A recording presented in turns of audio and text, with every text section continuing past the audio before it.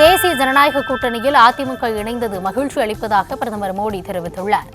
அதிமுக பாஜக கூட்டணி குறித்து எக்ஸ் தளத்தில் பதிவிட்டுள்ள அவர், தமிழ்நாட்டின் முன்னேற்றத்திற்காக வலிமையாக ஒன்றுபடுவோம் என கூறியுள்ளார். மேலும் ஊழல் திமுகவை விரைவில் வேரோடு அகற்றுவது முக்கியம் என்றும் அதை என்டிஏ கூட்டணி செய்யும் எனவும் உறுதிபட தெரிவித்துள்ளார். புதிய சகாப்தத்திற்கு அதிமுக பாஜக கூட்டணி அடித்தளம் அமைக்கும் என்று அதிமுக பொதுச் செயலாளர் எடப்பாடி பழனிசாமி நம்பிக்கை தெரிவித்துள்ளார்.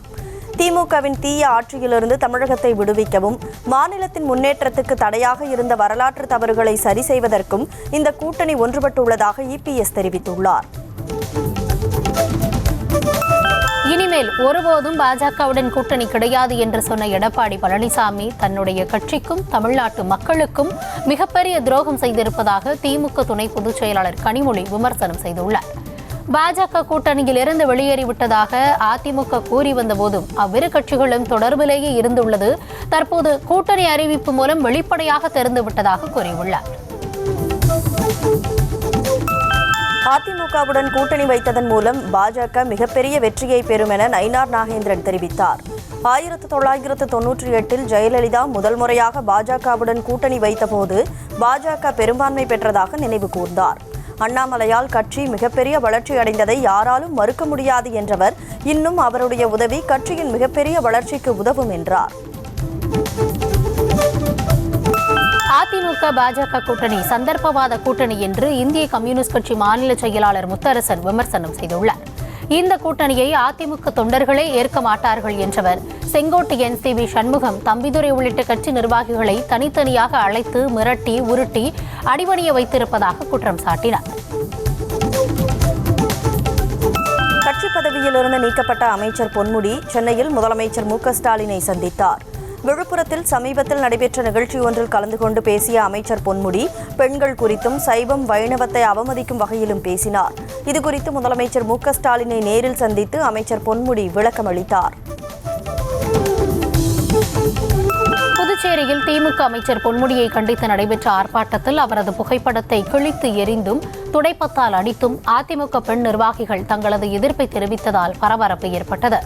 இந்து மத கடவுள் சின்னத்தை பாலியல் தொழிலுடன் இணைத்து பேசிய பொன்முடியை அமைச்சர் பதவியிலிருந்து நீக்க வேண்டும் என வலியுறுத்தினர். தமிழக பாஜக தலைவராக நயினார் நாகேந்திரன் போட்டியின்றி தேர்வாகிறார். பாஜக மாநில தலைவராக இருந்த அண்ணாமலையின் பதவிக்காலம் நிறைவடைந்த நிலையில் புதிய தலைவரை தேர்ந்தெடுப்பதற்கான அறிவிப்பு வெளியிடப்பட்டது.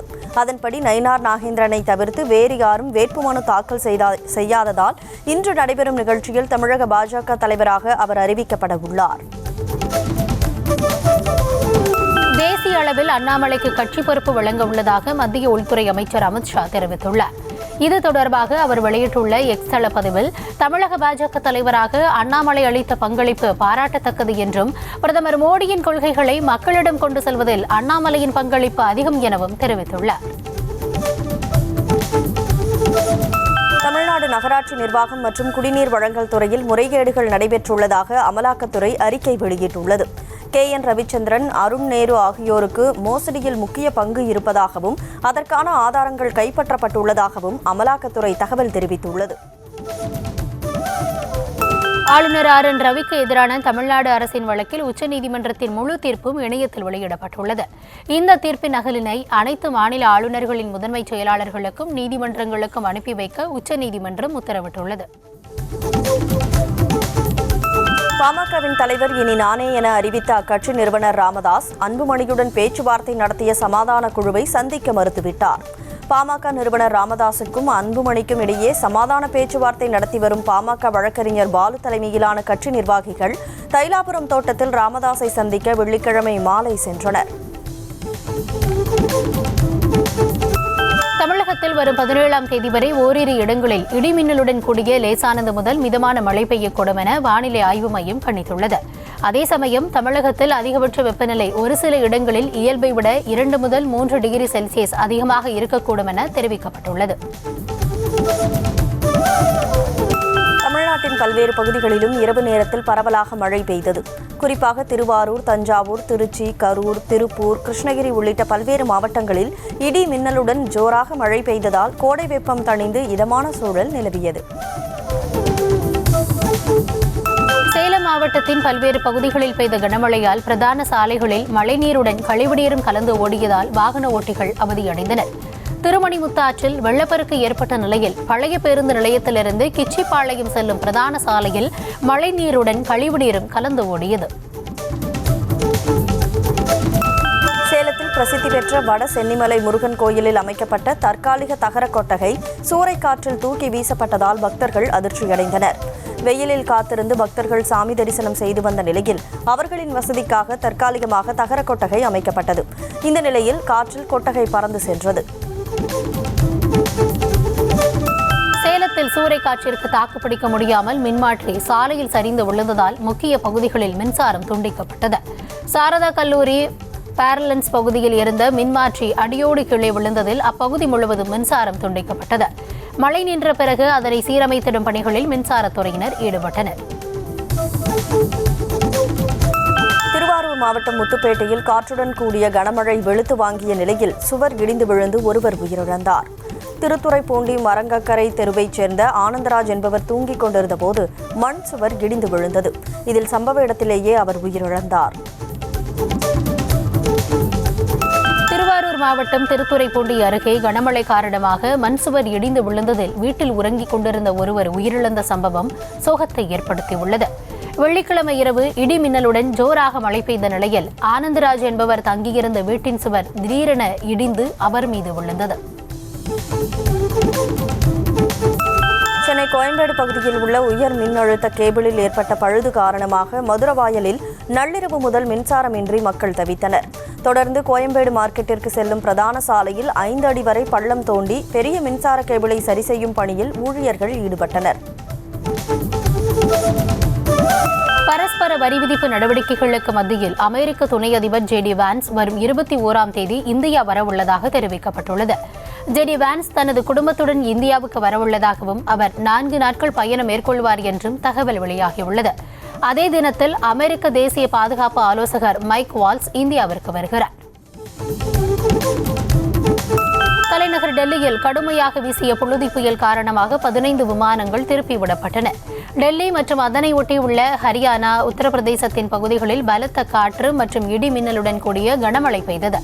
அதற்கு முன்னதாக புழுதி புயல் பலமாக வீசியது. இதன் காரணமாக தெளிவற்ற வானிலை நிலவியது.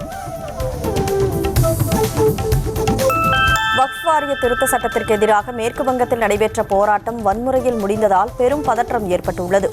நிம்திதா மற்றும் சுதி ஆகிய இடங்களில் கடைகள் அடித்து நொறுக்கப்பட்டு வாகனங்களுக்கு தீ வைக்கப்பட்டதால் போலீசார் தடியடி நடத்தினர். அப்போது ஆத்திரமடைந்த போராட்டக்காரர்கள் போலீசார் மீது கற்களை வீசி தாக்குதல் நடத்தினர். குஜராத் மாநிலம் அகமதாபாத்தில் அடுக்குமாடி குடியிருப்பில் தீ விபத்து ஏற்பட்ட நிலையில் பெண் ஒருவர் தனது குழந்தைகளை பால்கனி வாயிலாக காப்பாற்றிய வீடியோ வெளியாகியுள்ளது.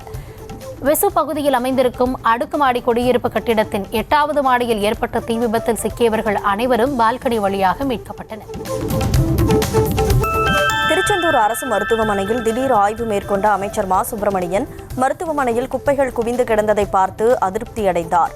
பின்னர் மாவட்ட சுகாதாரத்துறை இணை இயக்குநரை தொடர்பு கொண்டு மருத்துவமனை வளாகத்தை தூய்மையாக வைத்துக் கொள்ளும்படி அறிவுறுத்தினார். கோவை மாவட்டம் வெள்ளியங்கிரியில் மலையேறி சாமி தரிசனம் செய்த பக்தர் மூச்சு திணறல் ஏற்பட்டு உயிரிழந்தார். காஞ்சிபுரத்தைச் சேர்ந்த ரமேஷ் என்பவர் கடந்த 9ஆம் தேதி நண்பர்களுடன் வெள்ளியங்கிரி மலைக்கு சென்று சாமி தரிசனம் செய்த பின்னர் கீழே இறங்கிக் கொண்டிருந்த போது அதிகாலையில் கடும் குளிர் காரணமாக மூச்சு திணறல் ஏற்பட்டுள்ளது. திருவண்ணாமலை அருணாச்சலேஸ்வரர் கோவிலை ஒட்டிய 14 கிலோமீட்டர் கிரிவல பாதையில் பக்தர்களுக்கு இடையூறாக சாலைகளை ஆக்கிரமித்து வைக்கப்பட்டிருந்த கடைகளை போலீசார் அகற்றினர். மேலும் இனிவரும் காலங்களிலும் பக்தர்களுக்கு இடையூறாக சாலைகளை ஆக்கிரமித்து கடை அமைத்தால் நடவடிக்கை எடுக்கப்படும் என போலீசார் எச்சரித்தனர். திருப்பத்தூர் மாவட்டம் ஆம்பூர் அரசு மருத்துவமனையில் மழைநீர் தேங்கி நின்றதால் நோயாளிகள் மற்றும் உறவினர்கள் கடும் சிரமத்திற்கு ஆளாகினர். அதோடு மேற்கூரையிலிருந்து கசிந்த மழைநீர் மின்சார பெட்டி மீது பட்டதால் அச்சமடைந்த பொதுமக்கள் மருத்துவமனை நிர்வாகம் உடனடியாக நடவடிக்கை எடுக்க வேண்டும் என கோரிக்கை விடுத்துள்ளனர். மாவட்டம் அந்தியூர் சுற்றுவட்டார பகுதிகளில் பரவலாக காற்றுடன் சாரல் மழை பெய்தது. பகலில் வெயில் சுட்டெரித்த நிலையில் மாலை நேரத்தில் பெய்த மழையால் வெப்பம் தணிந்து குளிர்ச்சியான சூழல் நிலவியது. அந்தியூர், அம்மாப்பேட்டை, தவிட்டுப்பாளையம், பிரம்மதேசம், வெள்ளித்திருப்பூர், எண்ணமங்கலம் உள்ளிட்ட பகுதிகளில் பெய்த மழையால் விவசாயிகள் மற்றும் பொதுமக்கள் மகிழ்ச்சி அடைந்தனர். முறையாக ஊதியம் வழங்காததை கண்டித்தும் பணி சுமை காரணமாக மன உளைச்சலுக்கு ஆளானதாகவும் குற்றம் சாட்டி காஞ்சிபுரம் மாநகராட்சி தூய்மை பணியாளர்கள் தர்ணா போராட்டத்தில் ஈடுபட்டனர். பணியை புறக்கணித்து தர்ணா போராட்டத்தில் பணியாளர்கள் ஈடுபட்டுள்ளதால் தூய்மை பணிகள் பாதிக்கப்பட்டுள்ளன. விண்வெளித்துறையில் சிறந்து விளங்கும் தமிழர்கள் எவருக்கும் இந்தி தெரியாது, சமஸ்கிருதமும் தெரியாது என திமுக எம்பி திருச்சி சிவா தெரிவித்தார். உலகம் முழுவதும் தமிழர்கள் ஆதிக்கம் செலுத்தி வருவதாக கூறியவர், விண்வெளியில் இந்தியா சிறந்து விளங்குவதற்கு காரணமான விஞ்ஞானிகள் எல்லாரும் தமிழர்கள்தான் என்றும் அவர்கள் அனைவரும் அரசு பள்ளியில் தமிழில் பயின்றவர்கள்தான் எனவும் கூறினார். திருப்பூரில் அங்கன்வாடி மையங்கள் மூலம் ஊட்டச்சத்து பொருட்கள் பெறும் பயனாளர்களின் விவரத்தை பதிவு செய்யாததற்கு விளக்கம் கேட்டு வழங்கப்பட்ட மெமோவை திரும்ப பெறக்கோரி அங்கன்வாடி பணியாளர்கள் தர்ணாவில் ஈடுபட்டனர். அங்கன்வாடி பணியாளர்களுக்கு வழங்கப்பட்ட செல்போன் 6 ஆண்டுகளுக்கு மேல் பழமையானது என்பதால் புகைப்படம் எடுத்து பதிவிட முடியவில்லை என கூறப்படுகிறது. விருதுநகர் மாவட்டம் ராஜபாளையம் அருகே வெத்தனாட்சி அம்மன் திருக்கோவிலில் முருகன் திருக்கல்யாணம் நடந்தேறி முடிந்த நிலையில் திடீரென மர்ம பொருள் வெடித்ததால் பரபரப்பு ஏற்பட்டது. அந்த இடத்தில் ஆய்வு செய்த போலீசார் மற்றும் அறநிலையத்துறையினர் விசாரணை மேற்கொண்டு வருகின்றனர். தருமபுரி மாவட்டம் பாலக்கோட்டில் கோழி இறைச்சி கடை உரிமையாளர் கொலை வழக்கில் திடீர் திருப்பமாக மனைவி உள்பட 4 பேர் கைது செய்யப்பட்டனர். கொரவன்திண்ணை கிராமத்தைச் சேர்ந்த குமாரின் மனைவி கோவிந்தம்மாள் தனியார் நிதி நிறுவன ஊழியர் நாகராஜுடன் தகாத உறவில் இருந்ததாக தெரிகிறது. இதனை தட்டி கேட்ட குமாரை கோவிந்தம்மாள் தீர்த்து கட்டியது தெரியவந்தது. சென்னையை அடுத்த பூந்தமல்லி அருகே சாலையை கடக்க முயன்ற காவலாளி கார் மோதி உயிரிழந்தார். செம்பரம்பாக்கத்தைச் சேர்ந்த ஏழுமலை என்பவரை வழிமறித்த போக்குவரத்து போலீசார் அவரது பைக்கை பறிமுதல் செய்துள்ளனர். இதனால் வீட்டிற்கு நடந்து சென்ற அவர் சாலையை கடக்க முயன்றபோது கார் மோதி பலியானார். போக்குவரத்து போலீசார் பைக்கை பறிமுதல் செய்ததால் தான் விபத்து நடந்ததாக கூறி உறவினர்கள் சாலை மறியலில் ஈடுபட்டனர். கோவை மாவட்டம் உக்கடம் பேருந்து பணிமனையின் கழிவறைக்கு பயிற்சி மாணவரை கொண்டு வெள்ளையடிக்க வைத்த சம்பவம் அதிர்ச்சியை ஏற்படுத்தியுள்ளது. இந்த பணிமனையில் 25க்கும் மேற்பட்ட மாணவர்கள் தொழில்நுட்ப பயிற்சிக்காக இணைந்துள்ளனர். அவர்களுக்கு தொழில்நுட்ப பயிற்சி அளிப்பதற்கு மாறாக தூய்மை பணிகளில் ஈடுபடுத்துவதாக பணிமனை மேலாளர் மணிவண்ணன் மீது புகார் எழுந்தது.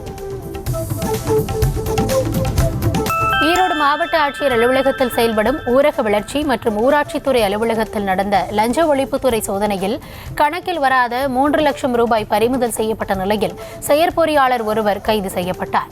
செயற்பொறியாளரான சேகர் என்பவர் ஒப்பந்த பணிகளை வழங்க 7.5% லஞ்சம் கேட்டதாக எழுந்த புகாரை அடுத்து சோதனை நடைபெற்றது. ஈரோடு மாவட்டம் தாளவாடியில் அடிக்கடி ஏற்படும் மின்தடையை தடுப்பதற்காக விவசாயியிடம் 1000 ரூபாய் மின்வாரிய ஊழியர் லஞ்சம் வாங்கிய வீடியோ சமூக வலைதளங்களில் பரவி வருகிறது. மின்வாரியத்தில் வயர்மேனாக பணிபுரியும் மணிகண்டன் என்பவர் விவசாயியிடம் 1000 ரூபாய் லஞ்சம் பெற்றுள்ளார். அவர் மீது துறை ரீதியாக நடவடிக்கை எடுக்க வேண்டும் என கோரிக்கை எழுந்துள்ளது. கடலூர் மாவட்டம் பன்ருட்டியில் 4 கோடியே 80 லட்சம் ரூபாய் மதிப்பிலான 5 கிலோ 400 கிராம் எடையுள்ள போலி ஹால்மார்க் கொண்ட தங்க நகைகளை அதிகாரிகள் பறிமுதல் செய்தனர்.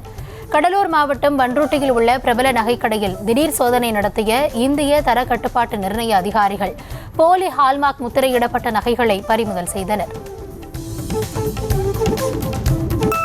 மதுரை சித்திரை திருவிழாவின் போது மீனாட்சி அம்மன் கோவிலுக்கு மின்சாரம் வழங்க வாய்ப்பில்லை என மாநகராட்சி ஆணையர் திட்டவட்டமாக தெரிவித்தார். இதுவரை 1 கோடி ரூபாய்க்கு மேல் பாக்கி இருப்பதாக கூறிய மாநகராட்சி ஆணையர் சித்ரா விஜயன், நிலுவைத் தொகையை செலுத்தினால் மட்டுமே திருவிழாவுக்கு மின்சாரம் வழங்குவதற்கான நடவடிக்கைகளை மேற்கொள்ள முடியும் என்றார். திருப்பத்தூர் அருகே மின்சாரம் தாக்கி மின்வாரிய ஊழியர் உயிரிழந்த நிலையில் அதிகாரிகள் வராததை கண்டித்து உறவினர்கள் சாலை மறியலில் ஈடுபட்டனர். மிட்டூர் மின்வாரிய அலுவலகத்தில் கேங்மேனாக பணிபுரிந்து வந்த கரம்பூர் பகுதியைச் சேர்ந்த வெங்கடேசன் நாராயணபுரம் பகுதியில் உள்ள மின்கம்பத்தில் ஏற்பட்ட பழுதை சரி செய்தபோது மின்சாரம் தாக்கி உயிரிழந்தார்.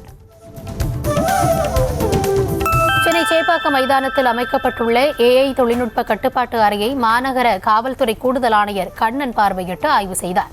ஐபிஎல் போட்டி நடைபெறும் சமயத்தில் குற்றச் செயல்களை தடுப்பதற்காகவும் மைதானத்தில் நடக்கும் நடவடிக்கைகளை கண்காணிப்பதற்காகவும் சென்னை சிங்கம் ஐபிஎல் என்ற செயலியை உருவாக்கி இருப்பதாக அவர் கூறினார்.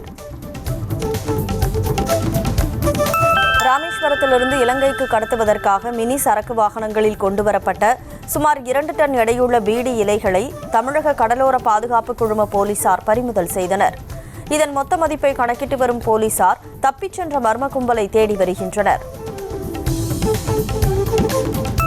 ஈரோடு மாவட்டம் கோபிச்செட்டிப்பாளையம் அருகே இஎம்ஐ செலுத்த தவறிய பெண்ணை ஆபாசமாக திட்டியதால் அவர் தீக்குளித்து தற்கொலை செய்து கொண்ட நிலையில் பெண்ணின் உயிரிழப்பிற்கு காரணமான தனியார் நிதி நிறுவன ஊழியர்கள் 4 பேர் கைது செய்யப்பட்டனர். 4 பேரையும் நீதிமன்றத்தில் ஆஜர்படுத்தி போலீசார் சிறையில் அடைத்தனர். தனியார் பள்ளியில் பூ பெய்திய மாணவியை வகுப்பறைக்கு வெளியே அமர வைத்து தேர்வெழுத வைத்த சம்பவத்தில் சம்பந்தப்பட்ட நபர்களை உடனடியாக கைது செய்ய வலியுறுத்தி அனைத்திந்திய ஜனநாயக மாதர் சங்கம் சார்பில் கண்டன ஆர்ப்பாட்டம் நடைபெற்றது. வன்கொடுமை தடுப்பு சட்டத்தின் கீழ் வழக்கு பதிவு செய்தும் அவர்களை கைது செய்யாததை கண்டித்து கோஷம் எழுப்பப்பட்டது. சிவகங்கையில் சொத்து வரிக்கு பெயர் மாற்றம் செய்ய 9,000 ரூபாய் லஞ்சம் வாங்கிய நகராட்சி பில் கலெக்டரை லஞ்ச ஒழிப்பு போலீசார் கையும் களவுமாக கைது செய்தனர். பாலமுருகன் என்ற அந்த பில் கலெக்டர் சிவகங்கையைச் சேர்ந்த கணேசன் என்பவரிடம் 20,000 ரூபாய் லஞ்சம் கேட்டதாக கூறப்படுகிறது. இந்நிலையில் கணேசனிடம் 9,000 முன்பணமாக வாங்கிய போது பாலமுருகனை போலீசார் கைது செய்துள்ளனர். கடலூர் மாவட்டம் விருத்தாச்சலம் அருகே வீட்டில் பதுங்கியிருந்த 8 அடி நீளமுள்ள சாரை பாம்பை பத்திரமாக பிடித்த தீயணைப்பு வீரர்கள் அதனை வனப்பகுதியில் விட்டனர். முருகன் என்பவர் வீட்டில் பாம்பு இருப்பதாக தீயணைப்பு வீரர்களுக்கு தகவல் தெரிவிக்கப்பட்டது. இதனை அடுத்து அங்கு விரைந்து சென்ற அவர்கள் சுமார் 3 மணி நேரம் போராடி பாம்பை பிடித்துச் சென்றனர். சேலம் மாவட்டம் ஆத்தூர் அருகே ஓய்வு பெற்ற கிராம நிர்வாக அலுவலர் வீட்டில் கொள்ளை சம்பவத்தில் ஈடுபட்ட மேலும் ஒருவனை போலீசார் கைது செய்தனர். தப்பிச் செல்ல முயன்றபோது தவறி விழுந்ததில் அவரது காலில் முறிவு ஏற்பட்டதாக கூறப்படுகிறது. மண்மலை கிராமத்தைச் சேர்ந்த வேணுகோபால் என்பவர் வீட்டில் 20 சவரன் நகை கொள்ளையடிக்கப்பட்ட வழக்கில் ஏற்கனவே 6 பேர் கைது செய்யப்பட்டுள்ளனர். ரிசர்வ் வங்கியின் புதிய நகைக்கடை கொள்கையை திரும்ப பெற வலியுறுத்தி நாகப்பட்டினம் மாவட்டம் அவுரித்திடலில் காவிரி விவசாயிகள் சங்க கூட்டு இயக்கம் சார்பில் கண்டன ஆர்ப்பாட்டம் நடைபெற்றது. இதில் ரிசர்வ் வங்கியின் உத்தரவை திரும்ப பெற்று பழைய நடைமுறையை அமல்படுத்த வேண்டும் என்ற கோரிக்கை வலியுறுத்தப்பட்டுள்ளது. சிவகங்கை அரசு மருத்துவமனையில் மனநலம் பாதிக்கப்பட்ட மாற்றுத்திறனாளி பெண்ணுக்கு முறையாக சிகிச்சை அளிக்காமல் மருத்துவமனை நிர்வாகம் வெளியேற்றிய சம்பவம் அதிர்ச்சியை ஏற்படுத்தியுள்ளது. செந்தமிழ் நகரைச் சேர்ந்த வைதேகிக்கு வயிற்றில் இருந்த கட்டி அகற்றப்பட்டது. பின்னர் ஐசியூவில் சிகிச்சை பெற்று வந்த அப்பெண்ணை வெளியேற்றியதாக கூறப்படுகிறது. குறைந்தபட்ச ஊதிய சட்டத்தின்படி சம்பளம் வழங்க வேண்டும் என்பது உள்ளிட்ட பல்வேறு கோரிக்கைகளை வலியுறுத்தி தஞ்சை மாநகராட்சி அலுவலகம் முன்பு தூய்மை பணியாளர்கள் மற்றும் வாகன ஓட்டுநர்கள் ஆர்ப்பாட்டம் நடத்தினர்.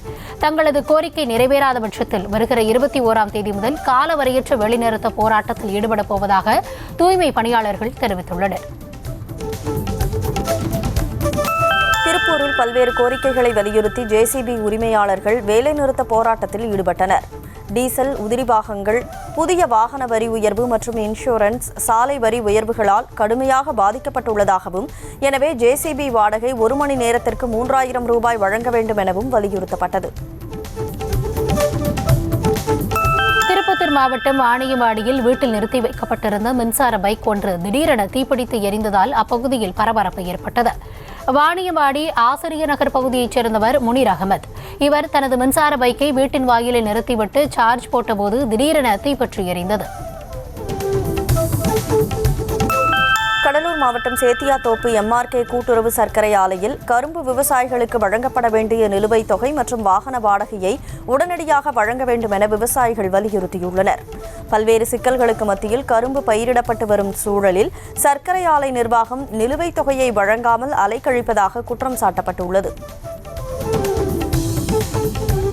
தென்காசி மாவட்டம் சிவகிரியில் உள்ள அரசு மருத்துவமனையில் நோயாளி ஒருவருக்கு தூய்மை பணியாளர் கட்டுப்போடும் வீடியோ சமூக வலைதளத்தில் வெளியாகி அதிர்ச்சியை ஏற்படுத்தியுள்ளது.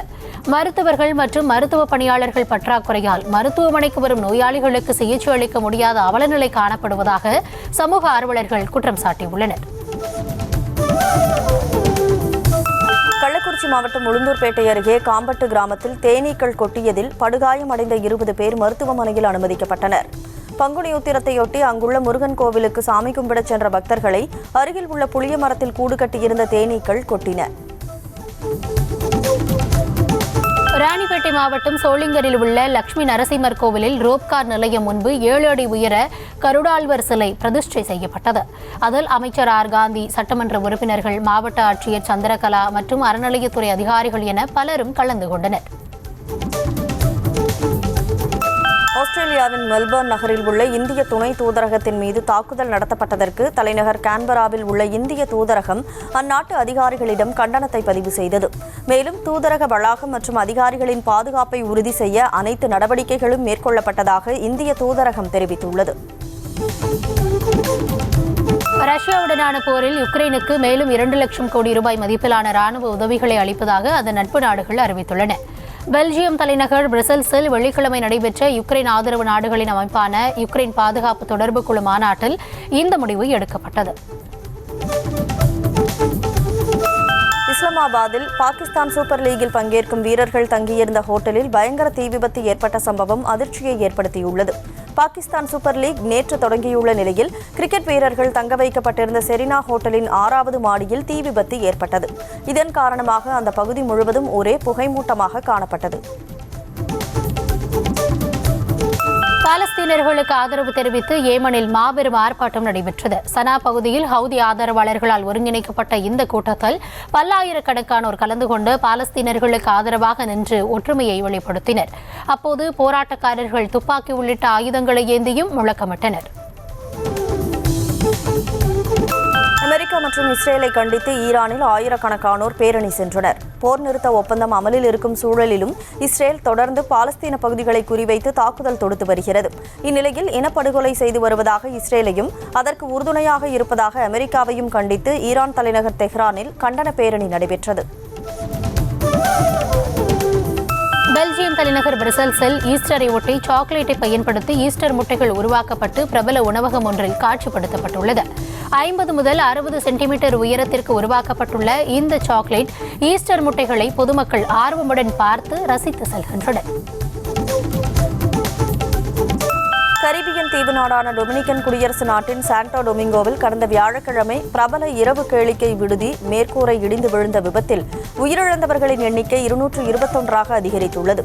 இந்நிலையில் கேளிக்கை விடுதி விபத்தில் உயிரிழந்தவர்களுக்காக நிகழ்விடத்தில் பொதுமக்கள் மெழுகுவர்த்தியை ஏற்றியும் பூங்கொத்துகளை வைத்தும் கண்ணீர் மல்க அஞ்சலி செலுத்தினர். நடப்பு ஐபிஎல் தொடரில் இன்று 2 போட்டிகள் நடைபெறுகின்றன. மதியம் 3:30 மணிக்கு நடைபெறும் போட்டியில் லக்னோ, குஜராத் அணிகள் பலப்பரீட்சை நடத்துகின்றன. தொடர்ந்து 7:30 மணிக்கு நடக்கும் போட்டியில் ஹைதராபாத், பஞ்சாப் அணிகள் மோதுகின்றன. ATP Monte Carlo masters tennis தொடரின் காலிறுதிப் போட்டியில் இந்தியாவின் போபண்ணா ஜோடி தோல்வியடைந்தது. இரட்டையர் பிரிவு காலிறுதியில் இந்தியாவின் ரோகன் போபண்ணா, அமெரிக்காவின் பென் ஷெல்டன் ஜோடி மொனாக்கோவின் ரோமன் அர்னியோடோ, பிரான்சிஸ் மானுவல் காண்ட் ஜோடியை எதிர்கொண்டது. இதில் போபண்ணா ஷெல்டன் ஜோடி 2-6, 6-4, 7-10 என்ற செட் கணக்கில் தோல்வியடைந்தது. ஜெயிலர் 2 திரைப்படத்தின் படப்பிடிப்பிற்காக கேரளா சென்ற ரஜினிகாந்திற்கு மாலை அணிவித்து வரவேற்பு அளிக்கப்பட்டது. ஜெயிலர் 2 திரைப்படத்தின் படப்பிடிப்பு கேரள மாநிலம் பாலக்காடு மாவட்டம் அட்டப்பாடி பகுதியில் நடைபெற்று வருகிறது. இந்நிலையில் படப்பிடிப்பில் பங்கேற்க சென்ற ரஜினிகாந்த் அட்டப்பாடி பகுதியில் உள்ள தனியார் விடுதியில் தங்கியுள்ளார். GD4 யூரோப்பியன் சீரிஸ் கார் பந்தயத்தில் கலந்து கொள்வதற்காக நடிகர் அஜித் தயாராகியுள்ளார். அஜித் ரேஸிற்கு தயாரான வீடியோவை இணையத்தில் அஜித்குமார் ரேசிங் நிறுவனம் வெளியிட்டுள்ளது. அதில் அஜித் தனது அணியினருடன் கேரேஜுக்கு செல்லும் காட்சி இடம்பெற்றுள்ளது. ரெட்ரோ படத்தின் 3வது பாடல் இன்று வெளியாகும் என படக்குழு போஸ்டர் வெளியிட்டு அறிவித்துள்ளது. ஏற்கனவே வெளியான 2 பாடல்களும் ரசிகர்களிடம் நல்ல வரவேற்பை பெற்ற நிலையில் பாடலாசிரியர் விவேக் வரிகளில் தி ஒன் என தலைப்பு கொண்ட 3வது பாடல் வெளியாகும் என தெரிவிக்கப்பட்டுள்ளது. பிரதீப் ரங்கநாதன் நடிப்பில் வெளியான டிராகன் திரைப்படம் திரையரங்குகளில் வெற்றிகரமாக 50வது நாளை நிறைவு செய்துள்ளது. அஸ்வந்த் மாரிமுத்து இயக்கிய டிராகன் திரைப்படம் கடந்த பிப்ரவரி மாதம் 21ஆம் தேதி வெளியாகி ரசிகர்கள் மத்தியில் மிகப்பெரிய வரவேற்பை பெற்றது. குட் பேட் அக்லி திரைப்படத்தில் அஜித் உடன் நடித்த அனுபவத்தை நடிகை சிம்ரன் பகிர்ந்துள்ளார். இது தொடர்பாக எக்ஸ் வலைதளத்தில் பதிவிட்டுள்ள அவர், குட் பேட் அக்லி திரைப்படத்தில் சிறப்பு தோற்றத்தில் நடிக்க தன்னை அன்புடன் வரவேற்றுள்ளீர்கள் எனவும் அஜித்துடன் மீண்டும் இணைந்து நடித்தது மிகவும் அருமையாக இருந்தது என்றும் குறிப்பிட்டுள்ளார். சின்னத்திரை தொடர்களில் கடந்த 15 வருடங்களாக தந்தை கதாபாத்திரங்களில் நடித்து மக்கள் மனதில் இடம் பிடித்த பிரபாகரன் மாரடைப்பால் உயிரிழந்தார். வாணிராணி, பனிவிழும் மலர்வனம், கயல், கெட்டிமேளம் உள்ளிட்ட பல தொடர்களில் முக்கிய கதாபாத்திரங்களில் நடித்த பிரபாகரன் நெஞ்சுவலி ஏற்பட்டு மருத்துவமனையில் அனுமதிக்கப்பட்ட நிலையில் உயிரிழந்தார். சேலம் மாவட்டம் மல்லூர் அருகே வேங்காம்பட்டி கிராமத்தில் கோவில் திருவிழாவின் நிறைவாக நடத்தப்பட்ட கலை நிகழ்ச்சியில் நடிகை ரம்யா நம்பீசன் கலந்து கொண்டார்.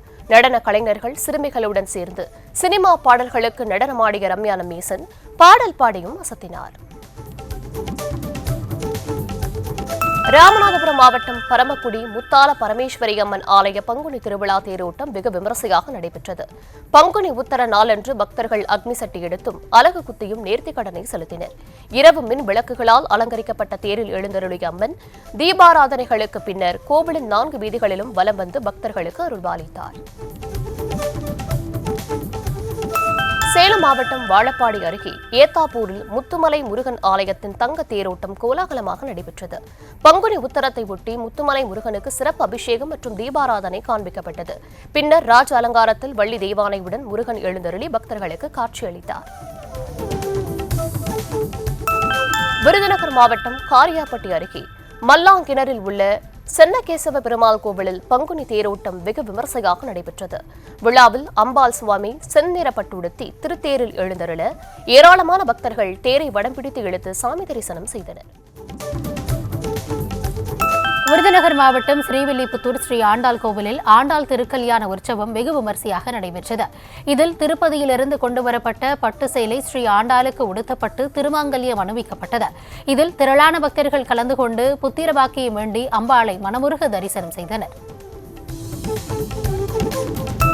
ராணிப்பேட்டை மாவட்டம் தலங்கை கிராமத்தில் உள்ள கண்ணபிரான் சகாய பாண்டவர் சமேத திரௌபதி அம்மன் ஆலய குடமுழுக்கு விழாவில் ஏராளமான பக்தர்கள் கலந்து கொண்டு சாமி தரிசனம் செய்தனர். ட்ரோன் மூலம் ராஜகோபுரத்திற்கு மலர் மாலை அணிவிக்கப்பட்டு அனைத்து கருவறை 3 சுவாமிகளுக்கு புனித நீரால் நன்னீராட்டி சிறப்பு அலங்காரம் செய்யப்பட்டு சிறப்பு தீபாராதனை காண்பிக்கப்பட்டது. விழுப்புரம் மாவட்டம் திண்டிவனம் அருகே மயிலம் முருகன் கோவிலில் பங்குனி உத்திர திருவிழாவை முன்னிட்டு தெப்ப உற்சவம் வெகு விமரிசையாக நடைபெற்றது. அக்னி தீர்த்த குளத்தில் அலங்கரிக்கப்பட்ட தெப்பத்தில் வள்ளி தெய்வானையுடன் சிறப்பு அலங்காரத்தில் எழுந்தருளிய முருகனை திரளான பக்தர்கள் வழிபட்டனர். நீலகிரி மாவட்டம் குன்னூர் மலை உச்சியில் உள்ள சரவணமலை பால தண்டாயுதபாணி கோவிலில் நடைபெற்ற சிறப்பு பூஜையில் திரளான பக்தர்கள் கலந்து கொண்டு சுவாமி தரிசனம் செய்தனர். குன்னூர் சுப்பிரமணியர் கோவிலிலிருந்து தேர், காவடி, பால்குடம் சுமந்து மலைமேல் உள்ள சரவணமலைக்கு சென்று அலங்கரிக்கப்பட்ட முருகனை தரிசித்து நேர்த்திக்கடன் செலுத்தினர். திண்டுக்கல் மாவட்டம் பழனி முருகன் கோவிலில் பங்குனி உத்திர திருவிழாவின் முக்கிய நிகழ்வான பங்குனி தேரோட்டம் விமர்சையாக நடைபெற்றது. இதில் தமிழகம் முழுவதிலுமிருந்து பாத யாத்திரையாக தீர்த்த காவடிகளை எடுத்து வந்த பக்தர்கள் பழனி முருகனுக்கு அபிஷேகம் செய்து வழிபட்டனர். கிருஷ்ணகிரியில் உருஸ் திருவிழாவையொட்டி குதிரை பூட்டப்பட்ட சாரட் வண்டியில் சந்தனக்குட ஊர்வலம் நடைபெற்றது. வான வேடிக்கைகளுடன் மேளதாளங்கள் முழங்க முக்கிய வீதிகள் வழியாக சென்ற ஊர்வலம் இறுதியாக சங்கல்தோப்பு தர்காவை சென்றடைந்தது. இதில் திரளான இஸ்லாமியர்கள் கலந்து கொண்டு இறை வழிபாடு செய்தனர். ராணிப்பேட்டை மாவட்டம் ஆற்காடு பகுதியில் உள்ள புனித அந்தோணியார் ஆலயத்தின் சார்பாக இயேசு சிலுவையில் அறையப்பட்ட நிகழ்வு குறித்த நாடகம் நடைபெற்றது. தொடர்ந்து புனித அந்தோணியார் ஆலய பங்குத்தந்தை இருதயராஜ் தலைமையில் ஆற்காடு பேருந்து நிலையம் முதல் தேவாலயம் வரை நடைபெற்ற சிலுவை பாதை நிகழ்வில் திரளானோர் கலந்து கொண்டனர். பிரபல மொபைல் நிறுவனங்களில் ஒன்றான OnePlus விரைவில் தனது நெக்ஸ்ட் ஜென் டேப்லெட்டை இந்தியாவில் அறிமுகப்படுத்தப்பட உள்ளதாக தகவல் வெளியாகியுள்ளது. இந்த டேப்லெட் OnePlus Pad 2 Pro அல்லது OnePlus Pad 3 என்று அழைக்கப்படும் என கூறப்படுகிறது. Oppo Pad 4 Pro போலவே OnePlus டேப்லெட் இருக்கும் என்றும் எதிர்பார்க்கப்படுகிறது.